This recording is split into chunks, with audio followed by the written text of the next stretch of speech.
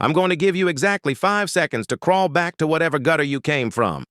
Arthur Pendleton sneered, kicking the dirty brown envelope across the pristine marble floor of the bank lobby. He loomed over the 12-year-old boy in the taped-up windbreaker, enjoying the way the child flinched. "Security!" Arthur barked, turning to the guard with a cruel laugh. "Get this trash out of my sight before he infects the other clients." The wealthy patrons in the lobby chuckled, pulling their designer bags closer, amused by the spectacle of the powerful banker crushing a helpless beggar. Arthur adjusted his silk tie, feeling like a king defending his castle. But Arthur's arrogance had blinded him to a catastrophic reality. He didn't know that the boy shivering in the worn-out sneakers wasn't begging for money. He didn't know that the dirty envelope contained the deed to the building. And he certainly didn't know that the trash he was kicking out was actually the majority shareholder of the bank, and that in exactly 4 minutes, this boy would be the one firing him. To understand why Arthur Pendleton felt so comfortable abusing a child in public, you have to understand the cathedral of wealth he ruled over. The main branch of the Harrington and Graves private wealth firm wasn't just a bank. It was a fortress of exclusion built to keep the wrong sort of people out. The lobby was a cavernous expanse of Italian marble, so polished it looked like a frozen lake, reflecting the light of crystal chandeliers that cost more than most houses.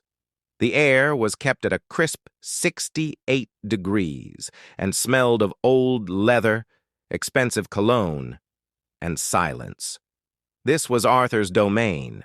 For 15 years he had sat in his glass-walled office overlooking the floor, acting as the gatekeeper.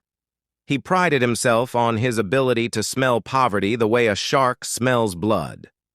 Earlier that morning, he had personally escorted a man out simply because his suit was off the rack.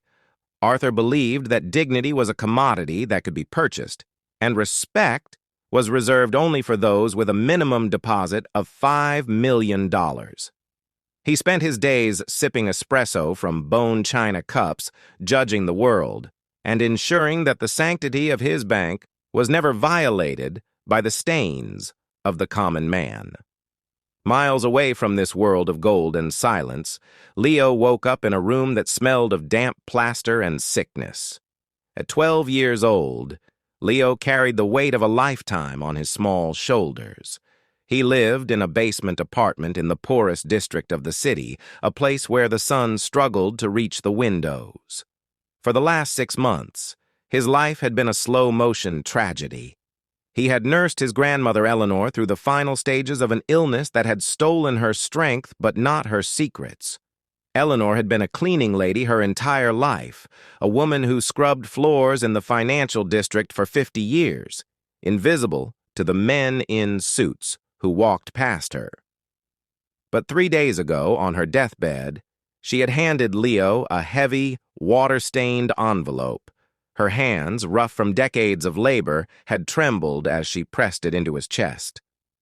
"Don't sell it, Leo," she had whispered, her voice rasping. "And don't let them scare you. You walk into that big bank on 5th Street and you look them in the eye. You tell them who you are." Leo didn't understand. He looked at his worn-out sneakers, the soles flapping with every step. He looked at his jacket, patched with duct tape. He felt small. But he had made a promise. The journey to the bank was a gauntlet of humiliation. Leo walked 5 miles because he didn't have the fare for the bus. The bitter autumn wind cut through his thin jacket, biting at his skin, but he clutched the envelope to his chest like a shield.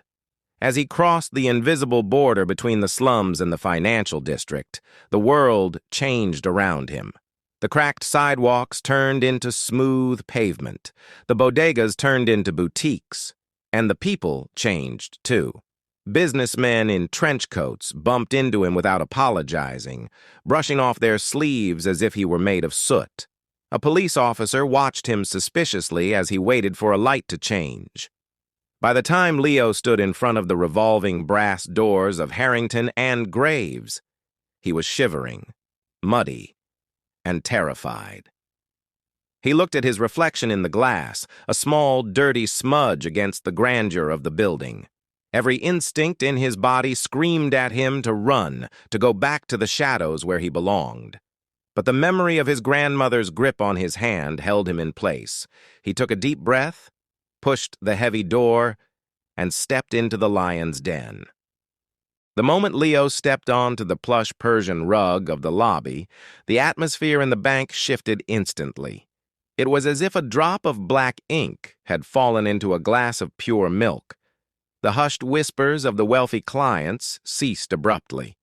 A woman in a fur coat, who had been laughing at something on her phone, stopped and stared, her lip curling in disgust.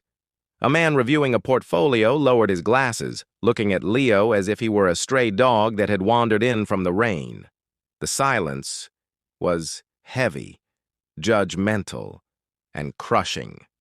Leo's sneakers squeaked loudly on the marble. Squeak, squeak, squeak, a sound that echoed through the cavernous room, announcing his poverty to everyone. He tried to make himself smaller, hunching his shoulders, hugging the envelope tighter. He looked toward the teller counter, searching for a kind face, but all he saw were walls of glass and expressions of cold indifference. Behind the high counter, the tellers exchanged looks, silent signals that asked, "Who let this in?" Leo took one hesitant step forward, leaving a faint, muddy footprint on the floor. That footprint was the spark that ignited the explosion. Arthur Pendleton saw the mud before he saw the boy. From his glass office, he spotted the blemish on his perfect floor and felt a surge of irrational rage. He stood up so fast his chair rolled back and hit the wall. This was his sanctuary, and it was being defiled. He stormed out of his office, his Italian leather shoes clicking aggressively on the marble, closing the distance between him and the intruder with the speed of a predator. "Hey, you! Stop right there!" Arthur's voice boomed, shattering the quiet. Leo froze, his heart hammering against his ribs like a trapped bird. He looked up to see a giant of a man in a gray suit towering over him, face flushed with anger. Arthur didn't ask if he needed help. He didn't ask where his parents were. He stopped 5 feet away, refusing to get closer, treating Leo like a biohazard. "Are you lost, son?" Arthur mocked, his voice dripping with venom. "The soup kitchen is 6 blocks east. This is a private bank for high-net-worth individuals. You are in the wrong neighborhood." Leo's throat felt dry as dust. He tried to speak, but the words got stuck. He swallowed and tried again, his voice trembling. I'm not lost, sir," Leo whispered, holding the envelope out with shaking hands. "My grandmother, she told me to come here. I have an account." The absurdity of the statement made Arthur laugh, a loud barking sound that invited the rest of the lobby to join in. "An account?" Arthur turned to the security guard, a smirk plastered on his face. "Did you hear that, Jenkins? The street urchin has a portfolio with us." The guard chuckled, resting his hand on his belt. Arthur turned back to Leo, his amusement turning into cruelty. He snatched the envelope from Leo's hands, gripping it by the very corner as if it were contaminated. "Let's see what you have here," Arthur sneered. "Food stamps? A collection of bottle caps? Maybe a handwritten IOU?" He didn't even open it. He just looked at the water stains on the paper and shook his head in mock disappointment. Then, with a flick of his wrist, he tossed the envelope back at Leo. It hit the boy's chest and fluttered to the floor, landing in the mud from his shoes. "We don't bank trash here," Arthur hissed, his voice dropping to a dangerous growl. "I'm going to give you 3 seconds to pick up your garbage and get out, or I'm calling the police and having you arrested for trespassing." Leo knelt down on the cold marble, his knees aching, to pick up the envelope. He felt the eyes of every person in the room burning into his back. The shame was a physical weight, hot and suffocating. He wanted to cry. He wanted to run. But as his fingers brushed the rough paper of the envelope, he felt the hard, rectangular object inside. The card. The metal card his grandmother had kept hidden under her floorboards for 40 years. Leo took a shaky breath. He didn't stand up to leave. He stood up to fight. He wiped the dirt off the envelope and looked Arthur Pendleton in the eye. "It's not trash," Leo said, his voice gaining a sudden, strange steadiness that surprised even him. "And I'm not leaving until you check it." He walked past the stunned manager, dodging Arthur's outstretched hand, and approached the nearest teller station. He reached into the envelope and pulled out the card. It wasn't a debit card. It was a heavy slab of black titanium, unmarked except for a gold chip and a signature, Eleanor Davis. Leo slammed it onto the counter. Thud. The sound was heavy, metallic, and final. "Check the balance," Leo commanded, his small voice echoing off the vaulted ceiling. "Check it, and then tell me to leave." Arthur's face turned a violent shade of purple. He marched over to the counter, shoving the terrified teller aside. "Fine!" Arthur yelled, losing all composure. "You want to play games? I'll play. I will swipe this stolen card, I will prove it's invalid, and then I will personally drag you to the curb." He grabbed the black card, his hands shaking with rage. He expected the machine to beep red. He expected an error message. He jammed the card into the chip reader with violent force, staring at the screen with a smug grin, waiting for the rejection. But the red light didn't come. Instead, the terminal let out a rare, melodic chime. A sound Arthur hadn't heard in 5 years. It was the sovereign tier authorization tone. The screen didn't flash an error. It turned a deep royal gold. And then the numbers began to populate. Arthur's grin froze. His eyes widened until they bulged. The numbers on the screen were scrolling, rolling, climbing. It wasn't hundreds. It wasn't thousands. The digits kept moving, clicking past the million mark like a stopwatch. 10 million, 20 million, 50 million. The scrolling finally stopped at a staggering figure. $75,400,000. Underneath the balance, a status message flashed in bold letters. "Majority, shareholder, founding partner trust." Arthur stopped breathing. The blood drained from his face, leaving him pale as a sheet. His knees buckled, and he had to grip the counter to stop from collapsing. He looked at the card. He looked at the screen. And then, with slow, horrified realization, he looked at the boy. This wasn't a beggar. This boy in the taped-up jacket was the grandson of the silent partner who had funded the bank's creation 40 years ago. Eleanor hadn't just cleaned floors. She had owned the floors. Arthur realized, with a sickening lurch in his gut, that he hadn't just insulted a customer. He had just kicked the owner of the bank. The silence in the room was absolute. The woman in the fur coat gasped. The security guard slowly backed away, trying to disappear. Arthur tried to speak, but his voice was gone. He opened his mouth, closing it like a fish out of water. He cleared his throat, a desperate squeaking sound. Mr. Davis," Arthur stammered, his voice trembling so hard it cracked. He slowly turned the monitor around so the boy could see the number. I think there has been a terrible misunderstanding. You see, we have strict security protocols. I was just—" Leo didn't look at the screen. He didn't care about the number. He looked at Arthur. He looked at the sweat dripping down the man's forehead, the fear in his eyes, the pathetic attempt to smile.